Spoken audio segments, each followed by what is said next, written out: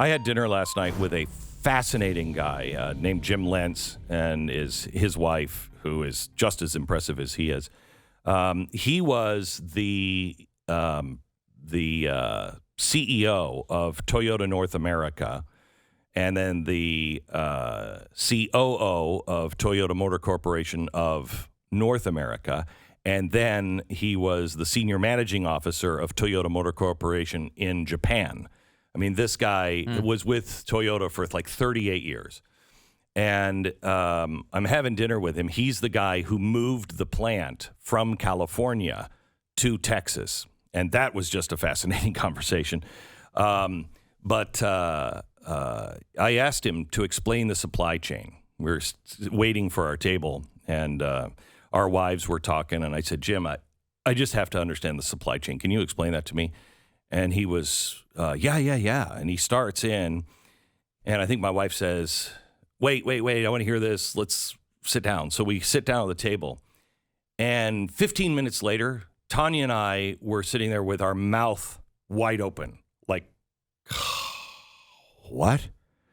And I asked him to come on. I'm going to hopefully he will come on early next week. But I've asked him to come on to explain it to you. It is phenomenal. First of all, the supply chain and how we get things now. You know how they say grocery stores are replenished 10 times a day? Mm-hmm. Okay. This is all, the supply chain is a wonder of the world. He said Toyota, and apparently all the big companies now, he said, like Walmart, same thing. He said the seats don't arrive at the plant. He said, the seats, the coverings and everything, he said those seats are made by another company. And he said they don't arrive until 20 minutes before they're supposed to be bolted into the car. He said we have supply chain times that are down as close to 12 minutes from installation. So that package or that box of the chips that have to go into that car are 12 minutes out. And by the time they get to the line, it's time to push them in. Okay? It's an on-demand supply chain.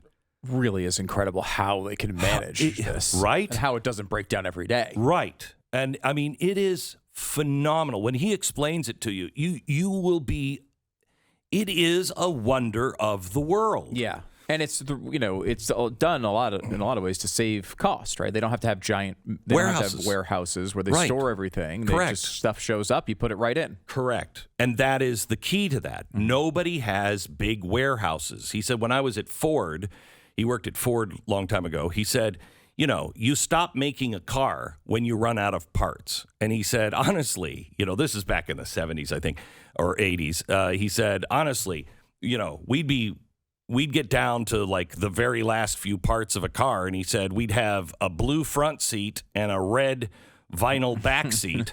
And he said, we bolted them in the car and just sent it off. Good luck, everybody. Yeah. And he was like, you had to let the dealership go. Yeah, we'll get you new seats. He said, but when you get down to it, you just use the parts that you have until you can't assemble a car. He said, it's not like that anymore. And so I said, so Jim, help me out here. How do we get this going? And he said, well, it's ridiculous to go to the port and say, you're going to unload all of these ships right now. And he's like, where are you going to put the stuff? Where are you going to put it? He's like, if you have warehouses, you are about to get into the money. He said, because they have to be shipped to warehouses. He said, but these companies, Walmart, et cetera, they don't go into the back to get, that Teddy Ruxpin when it's out for Christmas. And you'll probably be looking at a Teddy Ruxpin and it's like, it doesn't work. And one of the eyes is missing. And you're like, that's the best I got. And it bites, which is weird. Right. That's the worst part. It bites. That's weird. Yeah. But they don't go back into the back. They don't have it. It's like grocery stores. If it's empty on the shelf, don't worry. It's a replenishment 10 times a day. And so it's so well timed. Now, think of this. The chips are currently being made in Taiwan. Keep that in your memory bank. The chips are now being made in Taiwan. So the company puts in an order for chips. They start making the chips and then shipping the chips, and they arrive 12 minutes before they're put into the car. That is a miracle. A miracle. He said, people don't understand. He said, go ahead, try to buy a red car anywhere in the world today. Buy a red car. I said, okay, why? And he said, because you can't get one.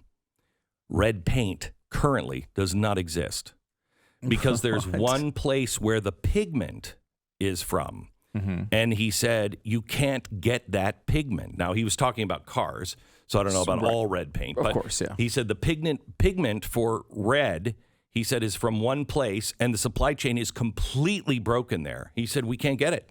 Can't get red paint. That's incredible. You realize the cascading effects of all these things. Like, you go back to the beginning of COVID, and you have a situation where people are like, oh my gosh, the economy is going to be shutting down for a while. We need to wind down operations. So normally, all the shipping containers that go back and forth between the United States and like, let's say, China, they go back and forth with stuff on them. Right. Well, we get into COVID, and first of all, a lot of places shut down manufacturing, so those shipping containers aren't going back and forth. Secondly, a lot of shipping containers are leaving China with things like PPE that are going to places they wouldn't normally ship to, like Africa, right? Yeah. So you take a shipping container to Africa, and Africa doesn't have anything it's shipping back to China. So these shipping containers just wind up sitting in Africa for a long period of time because empty. Nobody wants to take an empty ship or these shipping containers empty. It's too expensive. Unless the price gets so high that they will do it. Right. And now we've come to that part of it where now the prices have gone up by 10 times what they were before. So now China ships a bunch of stuff over to the United States. It sits outside these ports for long periods of time. They finally unload it. They don't want to wait to reload it with things from a farm or something, some products from a farm to go back to China because it's not as high margin. So they're taking them now back empty to get these high rates back to China and bringing them back here again where they're getting stuck in the ports again. Now, eventually, this stuff I think would work out, but it's going to take it could take a while, and it could be real long time. Pain. Certainly, do you remember real pain for a global superpower? Right? Like, if you're living in Mongolia, I don't know, maybe you can't get your PlayStation 5s all the time. You're kind of used to it. This is a little different. I did ask him about Pete Buttigieg. I said, so Pete Buttigieg said that it would be years and years before it would come back. And he said, that's unacceptable. That's just unacceptable. Right. And I think it is. For a superpower, that is unacceptable. And I don't think the market will allow years and years of it. No. Without some other major interruptions like Taiwan being overtaken by China. Okay, so that's the other thing. I said, wait. Chips and Taiwan. He said, oh, yeah. Number one place you get chips, Taiwan. And he said, everything has chips. Your refrigerator has a chip. Your dishwasher has a chip. Everything. Your stove, your oven has a chip. Everything has chips. This is the Internet of Things now. So everything has a chip in it.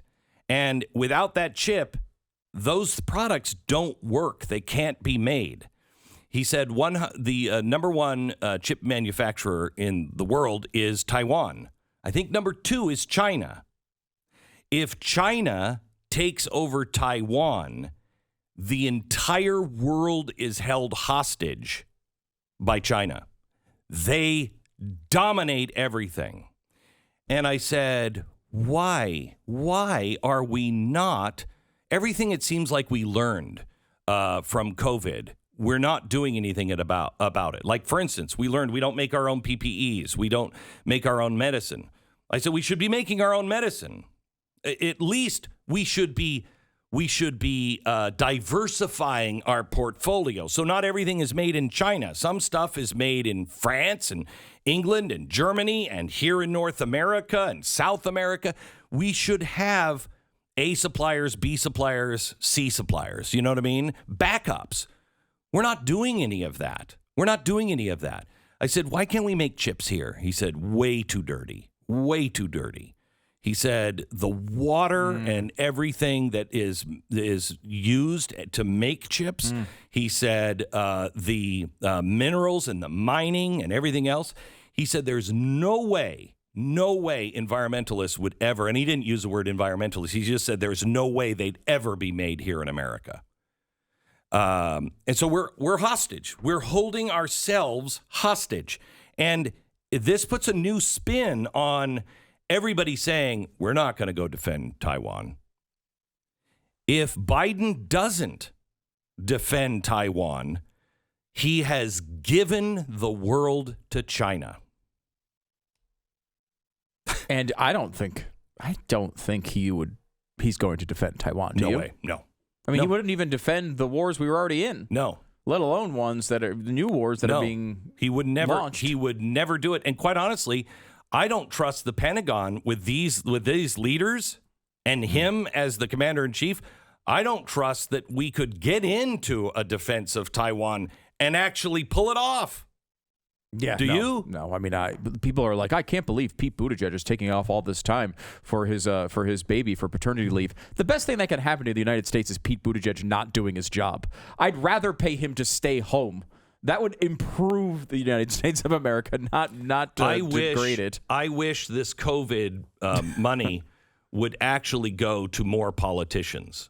You know, they're the ones that are like, you know what? It's not worth going back to work. I mean, I'm getting a lot of money just to sit at home. Good. Yeah, please don't come back to work. Please don't come back to work. So we're going to try to get him on next week. But I'm telling you, it is a miracle. I asked him, I said, I've never seen a car built at a factory. And he's like, oh, you want to see it? Yeah, I'll take you. And I'm like, yeah.